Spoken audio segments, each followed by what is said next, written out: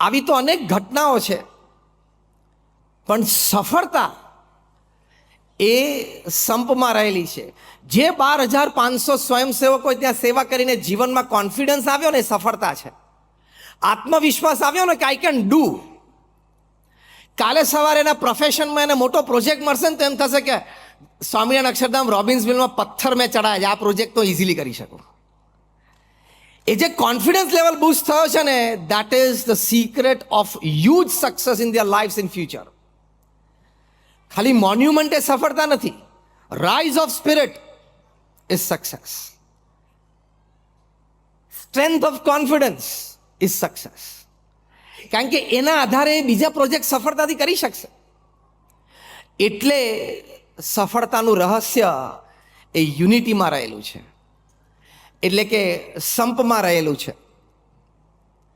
તમે જો 1990 સુધી ટોપ ક્લાસ મેનેજમેન્ટ ગુરુઝને તમે વાંચો, Stephen Covey, Og Mandino, Ken Blanchard, Anthony Robbins, Robin Smith, Jim Collins, બધા જ એવું માનતા હતા કે person with high IQ can work, can produce, can succeed.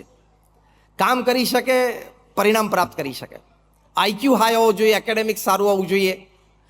1990થી સિનારીઓ બદલાવા માંડ્યો, કારણ કે સિલિકોન વેલીમાં ખબર પડી બધાને કે people with high IQ are hired by people sometimes with less on IQ. આપણને ગર્વ થાય કે સિલિકોન વેલીમાં મારો ભાઈ કે મારો દીકરો કે મારા દીકરી ત્યાં જોબ કરે છે અને $250,000 કે $350,000 ની જોબ છે, પણ એને હાથમાં પૈસા કોણ આપે છે? એ પૈસા આપનાર વ્યક્તિ તો બીકોમ થયેલો જ છે, વ્હાઇટ અમેરિકન ઓનર. એટલે કોન્સેપ્ટ બદલાવા માંડ્યા. આખી વાત બહુ શાંતિથી સાંભળજો. Where unity works, what is the power of unity, how it can bring success. એટલે લોકોને ખબર પડી કે આઈક્યુ કરતાં કંઈક આગળ છે, એટલે ખબર પડી કે EQ, emotional quotient. Emotional quotient એટલે શું? It's all about empathy. તમને તમારી ભાવનાઓની પણ ખબર પડે. You understand your feelings and emotions. You understand the feelings and emotions of the people around you, people whom you are working with, people with whom you are associating yourself with. એ તમને ખબર પડે. એટલે તમે બુદ્ધિથી આગળ જઈને ભાવનાને પણ કન્સિડર કરો સંબંધોમાં અને કામમાં. એટલે ઇક્યુ. એટલે people with high IQ were hired by people with high EQ. એ પાછું 15-20 વર્ષ ચાલ્યું. 2005-2010 પછી ખબર પડી કે સ્પિરિચ્યુઅલ કોશન નામનું એક ત્રીજું ફેક્ટર છે. અને people with high SQ they are highly successful. ભણેલા ઓછું હોય, આઈક્યુ કદાચ ઓછો હોય, પણ they are good in EQ and very high on SQ, spiritual quotient. એ લોકો અતિ સફળ છે. સ્પિરિચ્યુઅલ કોશન જેનો હાઈ હોય એ વ્યક્તિ અતિ સફળ હોય. પછી સ્પિરિચ્યુઅલ કોશન શું, એનું એનાલિસિસ થયું કે કેવા સદગુણો હોય તો એ વ્યક્તિમાં સ્પિરિચ્યુઅલ કોશન્ટ હાઈ છે એવું આપણે કન્સિડર કરી શકીએ. અથવા તો vice versa, spiritual quotient high હોય તો એ વ્યક્તિમાં કેવા સદગુણો હોય. બહુ રિસર્ચ થઈ. એમાં એક પુસ્તક લખાણું, spiritual intelligence, the ultimate intelligence. Coauthor છે બંને, Ian Marshall and a lady Dana Zohar. એ લોકોએ બહુ રિસર્ચ કરીને આ પુસ્તક લખ્યું છે. એમાં જે વાતો લખી છે ને, એમાં જે વ્યક્તિ સ્પિરિચ્યુઅલ કોશન્ટમાં હાઈ હોય, he can easily guide people with high IQ, people with high EQ. અને એમાં પહેલો મોટો સદગુણ આ છે, flexibility to change, adjust, compromise but do the work. આ યુનિટીની વાત આવી. સ્પિરિચ્યુઅલ કોશન્ટનો પહેલો મોટો સદગુણ છે ફ્લેક્સિબિલિટી.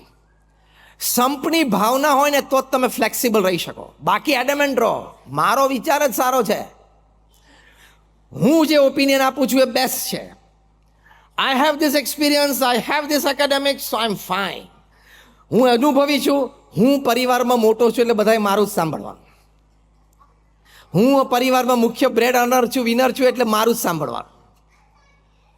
ફ્લેક્સિબિલિટીનો ગુણ સંપ માટે જરૂરી છે. સંપ માટે ફ્લેક્સિબિલિટી હોવી અત્યંત જરૂરી છે. Flexibility to change. હાર્વર્ડ યુનિવર્સિટીએ પણ નવી ડેફિનેશન ઇન્ટેલિજન્સની કરી છે. બુદ્ધિશાળી વ્યક્તિ કોને કહેવો?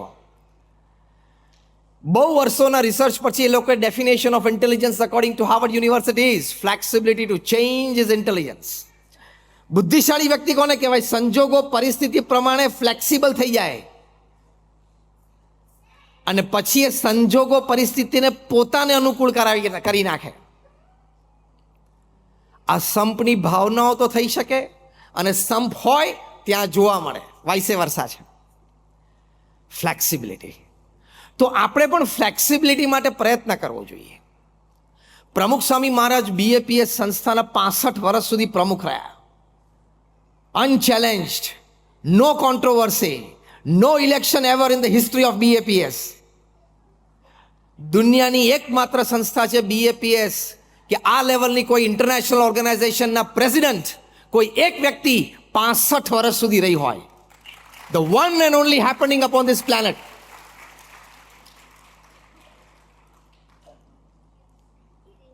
એનું કારણ શું હતું? ઘણા કારણોમાં એક મોભી કારણ હતું, એમના હૃદયમાં સંપની ભાવના હતી અને સંપની ભાવનાની પાછળ જે ટેકારૂપ સદગુણો હતા એમાંથી એક મોટો સદગુણ હતો ફ્લેક્સિબિલિટી ટુ ચેન્જ. કોઈ દિવસ એમણે પોતાનો અભિપ્રાય કે પોતાનો નિર્ણય પકડી રાખ્યો નથી. એકવાર પ્રમુખ સ્વામી મહારાજે એક વડીલ સંતને પત્ર લખ્યો કે તમે આ મંદિરમાં વર્ષોથી સેવા કરો છો, હવે તમારે આ મંદિરમાં સેવા કરવા માટે જવાનું છે. પછી અમારા ગુરુજી સંતો પૂજ્ય જ્ઞાનેશ્વર સ્વામી, પૂજ્ય નારાયણમુનિ સ્વામી બંને સંતો પ્રમુખ સ્વામી મહારાજ પાસે આવ્યા અને સંતોના સેવા વિભાગ નક્કી થતા હતા. એમાં જે વડીલ સંત હતા એમના વિશે પણ એમને બંને ગુરુજી સંતોએ પ્રમુખ સ્વામી મહારાજને વાત કરી. પ્રમુખ સ્વામી મહારાજને એ અભિપ્રાય, વિચાર યોગ્ય લાગ્યો. એમણે જે લેટર લખેલો લેટર એમણે જાતે ફાડી નાખ્યો. ત્યારે બંને વડીલ સંતોએ કીધું કે સ્વામી આ શું કર્યું તમે? પ્રમુખ સ્વામી મહારાજે કહ્યું કે મારા મનમાં એક વિચાર હતો પણ તમે આ વાત કરીને મને વધારે યોગ્ય લાગી છે. એટલે બંને જણાએ હાથ જોડી કીધું કે ના સ્વામી, આપણે જે યોગ્ય લાગ્યું બરાબર જ છે. સ્વામી કે ના, તમારો વિચાર મને વધારે યોગ્ય લાગ્યો છે. Where in the world you will find an executive chairman of a company? I'm not talking of a CEO. I'm not talking of an MD. I'm not talking of a board member. I'm not talking of a non-executive chairman. I'm talking of the executive chairman of the company. જે સર્વે સર્વા હોય એ down the line કોઈનો અભિપ્રાય ગમ્યો હોય તો openly confess કરે, openly express થાય અને ઓપનલી એ અભિપ્રાયને સ્વીકારે અને અભિપ્રાય પ્રમાણે ચાલે. That level of flexibility connects.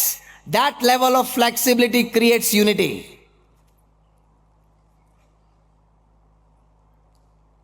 ત્યાં સંપ જળવાઈ રહે. એટલે ફ્લેક્સિબિલિટી